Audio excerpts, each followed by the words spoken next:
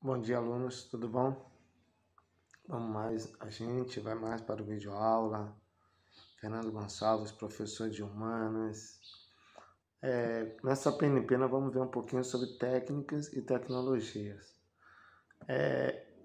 Como foi essa tecnologia, como foi esse avanço ao longo do tempo. E nós vamos perceber que alguns avanços ele vem junto com alguns conflitos, algumas dificuldades que o mundo passou. Algumas guerras, né? Aí a gente percebe que há necessidade do país, do mundo, ele sai de um processo artesanal para uma questão tecnológica industrializada, tá? Então você vai ver no texto de apoio de vocês técnicas e tecnologias na organização e na produção do trabalho. E quando você pega essa tecnologia, você vai ver que possui algumas habilidades, alguns métodos, algumas maneiras de avanço, tá? Então eles pensam alguma forma de produzir mais em menor tempo e dar toda essa função, tá? E algumas tecnologias que surgiu a partir da guerra, você vai ver que o próprio sensoriamento remoto, ele começa numa questão de buscar essas imagens, buscar, né, esse espaço por satélite, o espaço geográfico através do satélite, para começar a compreender melhor aquele espaço e até mesmo tempo servir, tá, esses dados, servir para a guerra. Então, quando eu tenho a expressão sensoriamento remoto, eu vou ver que são utilização de imagens digitais captadas por satélite através de fotografias aéreas ou aerofotogrametria. Isso tudo capta de onde? Da superfície terrestre. Tá? Então, para quê? Para quê? Por que capta isso? Qual é a utilidade dessa questão? Tá? Eu vou ver que essa utilidade ela vem na questão de realização de estudos sobre aqueles elementos captados. Se for para guerra, guerra. Se for em floresta, ou queimadas, ou alguma coisa que aconteceu ali, na agricultura também. Então, são imagens captadas. Cada ela tem um fim, tem um objetivo, tá? Então, eu tenho que entender que o sensoriamento remoto, ele é a utilização de imagens digitais, seja elas captadas por satélite ou por fotografias aéreas, para o estudo da superfície terrestre. Estudar o quê? Qual a utilidade?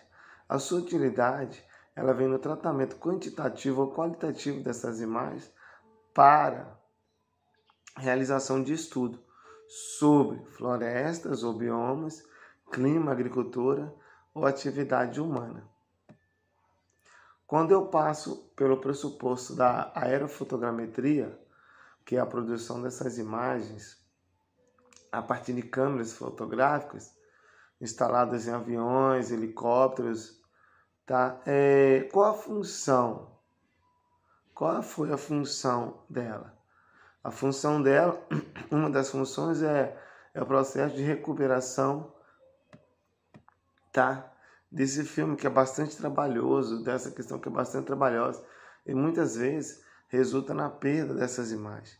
Então a aerofotogrametria ela vem recuperar esses dados para que não se perca essas informações, tá? Tá? Uma outra importância que vocês vão ver é o geoprocessamento. O geoprocessamento ele funciona ou ele vem na questão de câmera, tá? É equipado com câmera óptico-elétrica, que é capaz de transmitir as imagens em formatos digitais, tecnológicos, tá? Uma das questões é isso.